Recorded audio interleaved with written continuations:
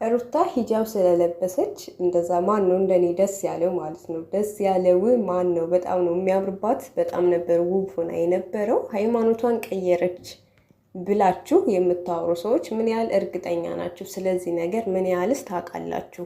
ማለት የሰው ልጅ አባያ ስለለበሰ ወይም ሂጃብ ስለለበሰ ብቻ ሃይማኖት ቀየረ ማለት አይደለም። ሰላም እንዴት ናችሁ? ሰላም ናቸው። ከኔ ጋር ሁሉ ሰላም ነው። የሩታ አድናቂዎች፣ የሩታ ቤተሰቦች ማለት ነው። በቃ የእሷ ለእሷ ያላችሁ ፍቅር እንደዚህ አዙሮ ሊደፋችሁ ነው።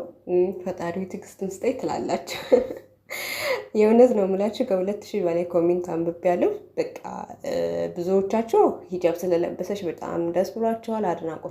አድናቆታችሁን እየገለጻችሁ ነበር። ሌሎቻችሁ ደግሞ ስለ በቀል እያወራችሁ ነበረ። በቃ ይሄን ያህል ጊዜ ተበቀለሻል፣ ይበቃሻል ምናምን ነገር እያላችሁ ነበር። እና ስለ በቀል አታውሩ። በቀል ለማን ነው ጥሩ ነው የተባለው ማለት ነው? ዝሮ ተዛዝሮ ይገናኛሉ። እነዚህ ሰዎች በቤተሰብ የተጋቡ ናቸው፣ በቤተሰብ ደረጃ የተሳሰሩ ናቸው አይደል? ስለዚህ ስለ በቀል በቃ ይሄን ያህል ተበቀለሻል ምናምን ነገር እንደዛ ከማለት በቃ ወደ ድሮ ፍቅራችሁ ተመለሱ። ይሄ ብቻ እኮ የሚበቃን በቂና በቂ የሆነ ነገር ነው ማለት ነው።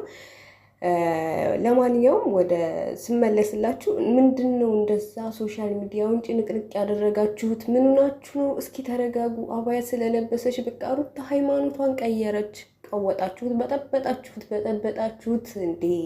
እስኪ ተረጋጉ፣ ሰከን በሉ። እንኳንም የለበሰች ገና ትለብሳለች ከዚህም በኋላ ማለት ነው። ውበቷን እጥፍ ድርብ አድርጎታል። ያው ታውቃላችሁ ብዙ ጊዜ ሂጃብ ለሴት ልጅ ውበት ነው። በቃ የፈለገ ማስጠሊ ብትሆን የፈለገ ምንም አይነት መልክ እንኳን ባይኖራ ሴት ልጅ ሂጃብ ስትለብስ ስትሸፋፈን በቃ ቆንጆና ውብ ነው የምትሆነው። ሩታም ትናንትና በዛ መንገድ ነበር የነበረው ሁኔታ። እኔ ግን ከሁሉም የበለጠ የሳበኝና በቃ እስከ ቪዲዮ ፍጻሜ ስከታተል የነበረው ውድ ቤተሰቦች ቦታው እንዴት መንፈስን እንደሚያድስ ማለት ነው።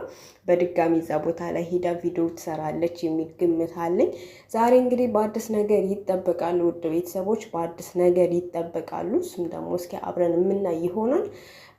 ያው አብርሽም ጠፍቷል። ምን ላይ እንደሆነ አብርሽም እስኪ ዛሬ አብረን እናያለን ማለት ነው። ሩታ ግን ልጁን ስላስፈጠርሽው በጣም ደስ ብሎኛል። ያው እንደዚህ የሰው ልጅ ክብር ስትሰጡ በጣም ነው ደስ የሚለው ነገር። እኔ የእውነት ደስ ብሎኛል።